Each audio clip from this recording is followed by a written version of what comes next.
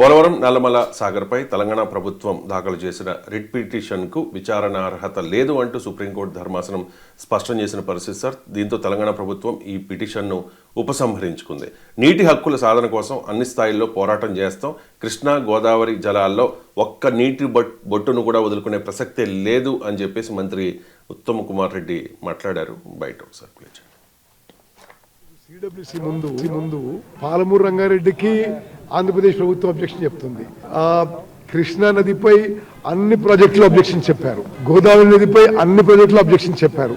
మరి వాళ్ళు చెప్పిన దానికి చేసిన దానికి తేడా ఉందని మాత్రం స్పష్టంగా తెలియజేస్తారు. తెలంగాణలో కాంగ్రెస్ ప్రభుత్వం, ముఖ్యమంత్రి రేవంత్ రెడ్డి గారి నాయకత్వంలోని కాంగ్రెస్ ప్రభుత్వం కృష్ణా నదీ జలాల్లో, గోదావరి నదీ జలాల్లో మన నీటి వాటాని, మన నీటి హక్కులు కాపాడడానికి అన్ని ఫోరంలో, అన్ని స్థాయిలో మరి పోరాటానికి కొనసాగిస్తామని గైడ్ లైన్స్ వయలేట్ చేశారని చెప్పి కూడా సుప్రీంకోర్టుకి తెలంగాణ న్యాయవాది అభిషేక్ సింఘ్వి తెలియజేయడం జరిగింది. ఈరోజు సుప్రీంకోర్టులో మా అబ్జెక్షన్స్ పోలవరం నల్లమల్ల సాగర్ ప్రాజెక్ట్ కి తెలియజేశాము. Supreme court has advise that మీరు ఆర్టికల్ 32 ఆఫ్ ద కాన్స్టిట్యూషన్ కింద మా ముందుకు వచ్చారు. ఆర్టికల్ 32 బదులు మీరు ఆర్టికల్ 131 ఆఫ్ ద కాన్స్టిట్యూషన్ ఆ ఫామ్ లో రండి, సూట్ ఫామ్ లో రండి అని చెప్పి సుప్రీం కోర్ట్ అడ్వైజ్. దాని ప్రకారము మేము ఇమ్మీడియట్ గా ఆర్టికల్ 131 ప్రకారం సూట్ వేసి ఈ ప్రాజెక్ట్ నిర్మాణంపై ఇంజంక్షన్ అడగబోతున్నాము. ముఖ్యమంత్రులు వారి మాటలతో అందరం ఏకీభవిస్తున్నాం. అయినా సరే వాస్తవంగా ఆ ప్రాజెక్ట్ కి టీడబ్ల్యూ అనుమతి లేదు, నీటి కేటాయింపు లేదు, ఏ అనుమతులు లేవు. కానీ మరి తెలంగాణ నీటి హక్కులు కాపాడుకోవడానికి మేము లీగల్ సేఫ్ గార్డ్స్ కూడా తీసుకుంటున్నాము. గోదావరి జలాల్లో గాని, కృష్ణా నదీ జలాల్లో గాని ప్రతి నీటి బొట్టు, ప్రతి చుక్క కాపాడుకోవడానికి, మన నీటి హక్కులు కాపాడుకోవడానికి అన్ని స్థాయిల్లో కూడా పోరాటం కొనసాగిస్తామని చెప్పి నేను మనవి చేస్తాను. సుప్రీంకోర్టు నిర్ణయంపై మాజీ మంత్రి హరీష్ రావు కూడా రియాక్ట్ అయ్యారు సార్. ఇది ఖచ్చితంగా ఏపీకి సహకరించడమే, విచారణార్హత లేని పిటిషన్ వేసి ఏపీకి సహకారం అందించారు, తెలంగాణ ప్రయోజనాలను తొంగలో తొక్కారు అంటూ హరీష్ రావు మాట్లాడారు. హరీష్ రావు బయట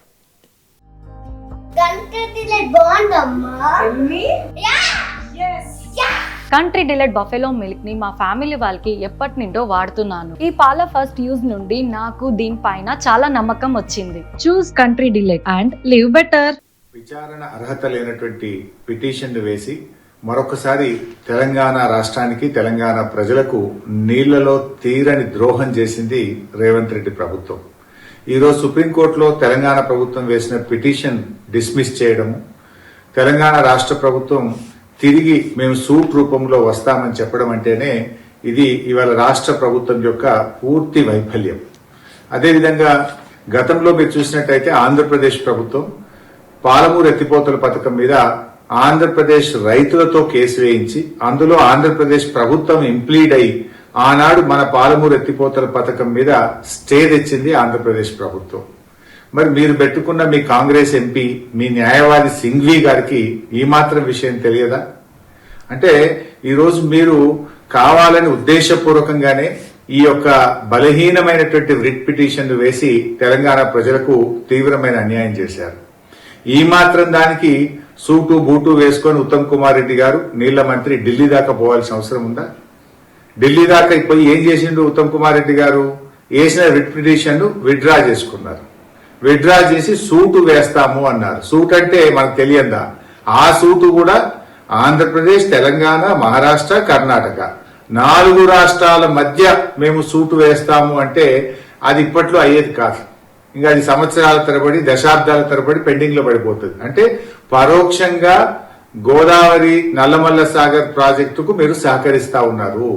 పరోక్షంగా ఇంకా ప్రాజెక్టు మీరు పూర్తి చేసుకోండి అని చెప్పి తెలంగాణ ప్రభుత్వం ఈరోజు సహకరించినటువంటి విషయం చాలా స్పష్టంగా అర్థమవుతా ఉంది. విచారణ అర్హత లేనటువంటి ఉత్తమ్ కుమార్ రెడ్డి చెప్తున్నారు అన్ని స్థాయిలో పోరాటం చేస్తాము, ఒక్క నీటి బొట్టును కూడా వదలము అని చెప్పి. హరీష్ రావు అంటూ ఉన్నారు ఆంధ్రప్రదేశ్కి సహకారం చేస్తూ ఉన్నారు, విచారణ అర్హత లేని పిటిషన్ వేశారు అన్నట్టుగా మాట్లాడుతున్నారు. ఏంటి అంటే ఇందులో ఒకటి పాలిటిక్స్, రెండు లా.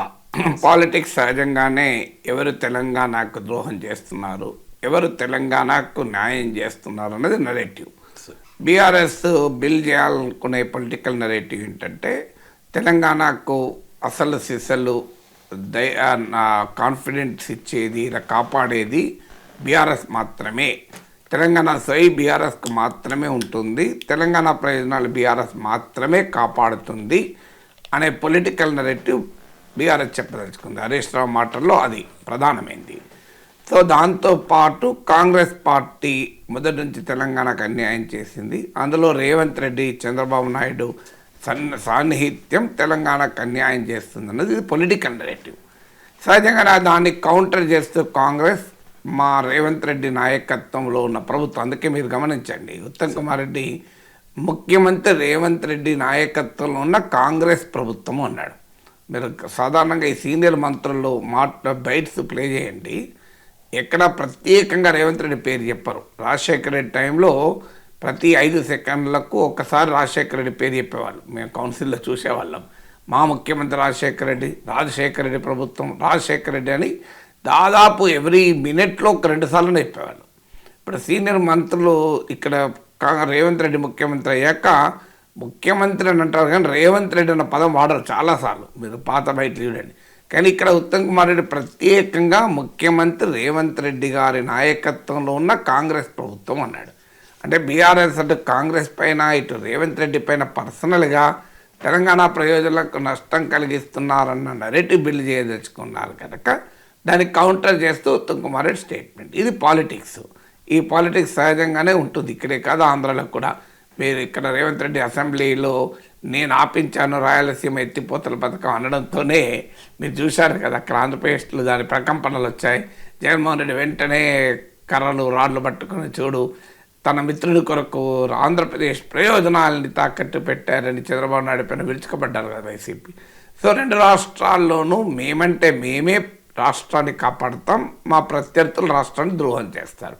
ఇది పొలిటికల్ నెరేటివ్. కానీ అసలు లీగల్ అంశం ఏంటి? సుప్రీంకోర్టులో జరిగింది ఏంటి? పిటిషన్ కొట్టివేశారు అంటే 2 రకాలు. ఒకటి, పిటిషన్లో వ్యక్తం చేసిన అంశాలను సుప్రీంకోర్టు న్యాయ విరుద్ధము అని కొట్టివేయలేదు. 2, అంటే సుప్రీంకోర్టు చెప్పింది ఏంటంటే మీరు ఈ పిటిషన్లో వ్యక్తం చేసిన అంశాలన్నింటినీ కూడా కలుపుకొని ఇంకో రూపంలో రండి అన్నారు. అంతే, technicality. It is essentially technicalities. Article 32 కింద కేసు వేస్తావా, ఆర్టికల్ 131 కింద కేసు వేస్తావా అన్నదే పాయింట్. ఆర్టికల్ 131 అంటే ఏంటిదంటే article 131 of the constitution of India వివిధ రాష్ట్రాల మధ్య ఉండే అంతర్రాష్ట్ర విభేదాలపైన కోర్టుకు వెళ్ళడం. అంటే కేంద్రానికి రాష్ట్రానికి మధ్య వివాదాలున్నా, రాష్ట్రాల మధ్య వివాదాలున్నా ఆర్టికల్ 131 కింద సుప్రీంకోర్టుకి వెళ్తారు. కానీ తెలంగాణ వెళ్ళింది ఆర్టికల్ 32 ఆఫ్ ద కాన్స్టిట్యూషన్. దీన్ని కాన్స్టిట్యూషనల్ రెమెడీస్ అంటారు. అంటే ఎవరైనా తమ హక్కులకు భంగం వాటిల్లింది అంటే ఒక పౌరుడు కానీ ఒక రాష్ట్ర ప్రభుత్వం కానీ సుప్రీంకోర్టులో ఆర్టికల్ 32 కింద నా హక్కుల్ని కాపాడే విధంగా ఆదేశాలు జారీ చేయమని వెళ్ళడం. సో మరి ఆర్టికల్ 32 కింద ఎందుకు వెళ్ళారు? ఆర్టికల్ 131 కిందనే మొదలే కేసు వేసి ఉంటే అసలు ఈ ప్రాబ్లమే వచ్చేది కాదు కదా అనే క్వశ్చన్ వస్తుంది. దానికి హరీష్ రావు బయటలో ఉంది కదా, ఆర్టికల్ 131 అనే సూటు, అది తేలేదే కాదు. బహుశా అదే కారణాన ఆర్టికల్ 32 కింద ఒక ప్రయత్నం చేసి ఉండాలి తెలంగాణ ప్రభుత్వం. సో ఆర్టికల్ 32 కింద చేస్తే అన్మెయింటైనబుల్ కాదు ఇది అని సుప్రీంకోర్టు అంటూ మీరు ఇవే అంశాలను ఆర్టికల్ 131 కింద రైజ్ చేయండి అని చెప్పింది సుప్రీంకోర్టు. సేమ్ అంశాలే, అందువల్ల అంశాలను కొట్టివేయలేదు. తెలంగాణ అభ్యంతరాలని సుప్రీంకోర్టు కొట్టివేయలేదు. తెలంగాణ అభ్యంతరాలు ఏంటి? 80 TMCs గోదావరి నుంచి కృష్ణాకు డైవర్ట్ చేసి ఆ మేరకు కృష్ణాలో ఆ నీటిని వాడుకోవాలి అన్న దానికి సెంట్రల్ వాటర్ కమిషన్ అనుమతులు ఉన్నాయి. కానీ పోలవరం నల్లమల సాగర్ లింక్ కెనాల్ ద్వారా 200 TMCని ఆంధ్రప్రదేశ్ డైవర్ట్ చేస్తుంది. ఇది మా నీటి హక్కులకు భంగం వాటిల్లుతున్నది అనేది తెలంగాణ వాదన. ఆ వాదనను ఎక్కడా సుప్రీంకోర్టు కొట్టివేయలే. ఆ వాదనపై ఈవెన్ విచారణ లేదు, కొట్టివేయడం ఎక్కడిది? ఆ వాదన ఏ కేసు రూపంలో రావాలి అనే సాంకేతిక అంశం పైన ఆర్టికల్ 132 ఆర్టికల్ 32 కాదు ఆర్టికల్ 131 కింద రండి అన్నారు. దానికి కూడా రీజనింగ్ ఇచ్చారు సుప్రీంకోర్టు జడ్జెస్. ఈ కేసులో మీరు గోదావరి నదీ జలాల్ని తెలంగాణకు అన్యాయం జరుగుతోంది, ఆంధ్రప్రదేశ్ ఎక్కువ వాడుకుంటోందని మీరు ఆరోపిస్తున్నారు. కానీ ఈ గోదావరి నదీ జలాలు కేవలం ఆంధ్ర తెలంగాణ పంచుకోవు, దీంట్లో కర్ణాటక ఉంటుంది, మహారాష్ట్ర కూడా మహారాష్ట్ర ఉంటుంది దీనికి. మరి మీరు ఆంధ్రప్రదేశ్ ఒక్కటే కాదు కదా, కృష్ణానది అయితే కర్ణాటక కూడా ఉంటుంది. అంతర్రాష్ట్ర నీటి అంశాల్లో తెలంగాణ ఆంధ్ర మాత్రమే కాదు, గోదావరిలో అదనంగా మహారాష్ట్ర ఉంటుంది, కృష్ణాలో అదనంగా కర్ణాటక కూడా ఉంటుంది. మరి ఆ రాష్ట్రాలు కూడా అందులో భాగం కదా, ఎందుకంటే ఇది గోదావరి నీటిని వాడుకోవడం కదా అని సుప్రీంకోర్టు ఏం చెప్పిందంటే, మీరు ఈ ఆర్టికల్ 32 విషయానికి వచ్చినప్పుడు ఇతర రాష్ట్రాల వాదాలు వినరాదు. ఎందుకంటే తెలంగాణ మా హక్కులకు భంగం వాటిల్లని ఆంధ్రప్రదేశ్ పైన ఆరోపణ. It is a between Telangana and Andhra. Supreme court ఏమన్నది, మరి గోదావరి అనేది మీ ఇద్దరి మధ్య కాదు కదా, మహారాష్ట్ర కూడా ఉంది కదా, మరి ఆ మహారాష్ట్ర వాదాలు కూడా వినాలి కదా. అందుకొరకు దీన్ని సివిల్ సూట్ ఆర్టికల్ 131 కింద రండి అన్నారు. ఇందులో ఏముంది, ఓన్లీ ప్యూర్లీ టెక్నికాలిటీస్ కదా. ఆర్టికల్ 131 అయినా ఆర్టికల్ 32 అయినా సుప్రీంకోర్టు విచారిస్తుంది. ఇది ఓన్లీ ఫామ్ పైన గొడవ ఇష్యూ తప్ప కంటెంట్ పైన ఇష్యూ కాదు. ఇక తర్వాత దీన్ని అందుకే ఈ విమర్శలు వస్తాయనే అభిషేక్ సింగ్ మాన్వి ఆ పదాలు ఏం వాడతారన్న దానిపైన కూడా సుప్రీంకోర్టులో నిన్న అన్నారు. ముందు సుప్రీంకోర్టు డిస్మిస్ ద పిటిషన్ అంటే తెలంగాణ తరఫు లాయర్ అభిషేక్ సింగ్ మాన్వి వాదించింది అంటే, మీరు డిస్మిస్ అన్న పదం వాడితే అది చాలా సెన్సిటివ్గా ఉంటుంది, డిస్మిస్ అన్న పదం వాడకని మేము విత్డ్రా చేసుకుంటాం, మేము విత్డ్రా చేసి ఇంకో ఫామ్లో వస్తాం, విత్డ్రాకి అనుమతి ఇవ్వండి అన్నారు. అప్పుడు సుప్రీంకోర్టు ఆ పదాన్ని మార్చి డిస్పోజ్ ఆఫ్ యాజ్ విత్డ్రాన్ అన్నది. చాలా చూడండి, డిస్మిస్ కొట్టివేయడం కాదు, అసలు కొట్టివేసింది అని తెలుగులో ట్రాన్స్లేషన్ వచ్చింది మనకు. డిస్మిస్ అంటే కొట్టివేయడం, డిస్పోజ్ ఆఫ్ అంటే దానికి పూర్తి చేసింది అంతే. It is not dismiss. అసలు తెలుగు పేపర్లు ఇచ్చిన ట్రాన్స్లేషనే తప్పు. అసలు సుప్రీంకోర్టు వాడిన పదానికి భిన్నమైన పదాలు వాడారు. It is not dismiss. మీరు చూడండి లైవ్ లా.in డిస్పోజ్ ఆఫ్ యాజ్ విత్డ్రాన్ దీనికి ఉన్న జరగాన్. మీరు దీంట్లో కూడా ఉంది, ఈనాడు లోపలికి వెళ్ళండి స్టోరీలో అదే ఉంది, నేను చెప్పేదే ఉంది. కానీ డిస్మిస్ అంటే కొట్టివేయడం కదా, అదే ఇంగ్లీష్లో తెలుగు ట్రాన్స్లేషన్ చేశారు. కొట్టేసిన సుప్రీంకోర్టు అని కొట్టివేయలేదు, దాన్ని ఆ పక్కకు పూర్తి చేసింది. డిస్పోజ్ ఆఫ్ అంటే ఏంటిది, ఆ పనిని పూర్తి చేయడం. డిస్మిస్ అంటే ఏంటిది, ఆ పనిని తిరస్కరించడం. సో డిస్మిస్ అండ్ ప్రోగ్రామ్ అంటే ఆ ప్రోగ్రామ్ కొట్టివేయడం. డిస్పోజ్ ఆఫ్ ప్రోగ్రామ్ అంటే ఆ ప్రోగ్రామ్ పూర్తి చేయడం. సో డిస్మిస్ అన్న పదం వాడకుండా సుప్రీంకోర్టు డిస్పోజ్ ఆఫ్ అంటే ఈ కేసును అంటే ఆర్టికల్ 32 కింద ఇచ్చిన పిటిషన్ను పూర్తి చేసి దాన్ని ఇంకో ఫామ్లో రావడానికి అనుమతించింది. ఇందులో ఏం జరిగింది, దీంతో ఇప్పటికిప్పుడే తెలంగాణ ప్రయోజనాలు ఎక్కడ నాశనమైనా నాకు అర్థం కాని అంశం. పాలిటిక్స్ నాకు సంబంధం లేదు, I'm only talking about law. It is not dismiss, it is disposed of. మీరు సుప్రీంకోర్టు లైవ్ లాలో ఉంది చూడండి. తెలంగాణ ఇదే కేసు పైన సుప్రీంకోర్టు ఏమన్నదో live law, bar and bench అని 2 ఆథెంటిక్ వెబ్సైట్స్ సుప్రీంకోర్టు జడ్జిమెంట్లో, హైకోర్టు జడ్జిమెంట్ల పైన నేను అందులో చదివి చెప్తున్నాను. సో ఈవెన్ ఈనాడు స్టోరీలో కూడా ఉంది, నేను మిగతా పేపర్లు పూర్తిగా చూడలేదు కానీ మిగతా పేపర్లో ఉండుంటుంది. సో అందువల్ల ఇది కేవలం టెక్నికాలిటీ. ఆర్టికల్ 32 కింద వస్తావా, ఆర్టికల్ 131 కింద వస్తావా అనేది. ఆర్టికల్ 32 కింద వస్తే మేము దీన్ని విచారించలేము, ఎందుకంటే ఇది మీ 2 రాష్ట్రాల ఇష్యూనే కాదు, వేరే రాష్ట్రాలకు కూడా ఇమిడి ఉన్నాయి కనుక. మీరు ఆర్టికల్ 131 కింద వస్తే వేరే రాష్ట్రాలను కూడా మేము ఇందులో వాళ్ళ అభిప్రాయాలు కూడా అడగటానికి అవకాశం ఉంటుందని. మరి ఈ మాత్రం తెలంగాణకు తెలియదా? బహుశా తెలిసి కూడా ఆర్టికల్ 32 కింద పోయి ఉండాలి. ఎందుకంటే ఆర్టికల్ 131 కింద పోతే లేట్ అవుతుంది. ఆర్టికల్ 32 డైరెక్ట్ నాకు అన్యాయం జరిగింది, నా హక్కులో భంగపడలేదు, నన్ను కాపాడండి అని వెళ్ళడం. సో బహుశా స్పీడ్ ఆఫ్ జస్టిస్ ఉంటుంది కనుక ఆర్టికల్ 32 కింద వెళ్ళి ఉండాలి. సో అందువల్ల it is purely a technicality. Telangana ప్రభుత్వ వాదన ఏంటి, సెక్షన్ 84(3)(ii) అలాగే సెక్షన్ 85(8)(d) ఈ 2 సెక్షన్ల ప్రకారం, section 84 and 85 of Andhra Pradesh state bifurcation act ప్రకారం అంతర్రాష్ట్ర డైమెన్షన్ ఉన్న నదీ జలాల పైన ఏ ప్రాజెక్టులు కట్టాలన్నా దానికి సంబంధిత వాటర్ బోర్డ్, ఇప్పుడు గోదావరి అయితే Godavari river water board, Krishna అయితే కృష్ణా రివర్ వాటర్ బోర్డ్, అలాగే సెంట్రల్ వాటర్ కమిషన్, ఇలా సంబంధిత అనుమతులు తీసుకునే కట్టాలి అని ఉంది. సో ఇది సెక్షన్ 84, సెక్షన్ 85 ఉల్లంఘిస్తూ ఆంధ్రప్రదేశ్ పోలవరం నల్లమల సాగర్ ప్రాజెక్టుకు టెండర్లు పిలిచింది అన్నది తెలంగాణ అబ్జెక్షన్. ఆంధ్రప్రదేశ్ అబ్జెక్షన్ ఏంటి, మేము టెండర్లు పిలిచింది ప్రీ ఫీజిబిలిటీ స్టడీ కొరకే తప్ప ప్రాజెక్ట్ నిర్మాణానికి కాదు అని ఆంధ్రప్రదేశ్ ప్రభుత్వ వాదన. బట్ ఏదైనా దీనిపైన ఫస్ట్ సుప్రీంకోర్టు విచారణ చేపట్టినప్పుడే ఈ ప్రశ్న రైజ్ చేసింది. ఆర్టికల్ 132 కింద కాదన్నా ఆర్టికల్ 131 లేదు. ఇవన్నీ పక్కకు పెట్టి మీరు 2 రాష్ట్రాలు మాట్లాడుకొని పరిష్కరించుకుంటాయా? మా సలహా అయితే 2 రాష్ట్రాలు మాట్లాడుకొని పరిష్కరించండి అని కూడా అన్నారు. ఎట్లా సుప్రీంకోర్టు కేసే ఒక పైనే రాజకీయ పార్టీలు పోటాపోటీగా రాజకీయాలు చేసే సమాజంలో మనం ఉన్నాం. కాంపిటేటివ్ పాలిటిక్స్ సమాజంలో మనం ఉన్నాం. ఇక్కడైనా అక్కడ తెలంగాణ అయినా ఆంధ్ర అయినా అప్పుడు ఎవరు అధికారంలో ఉన్నా ప్రతిపక్షంలో ఉన్న వాళ్ళు ఇదే పని చేస్తారు, అనుమానమే లేదు.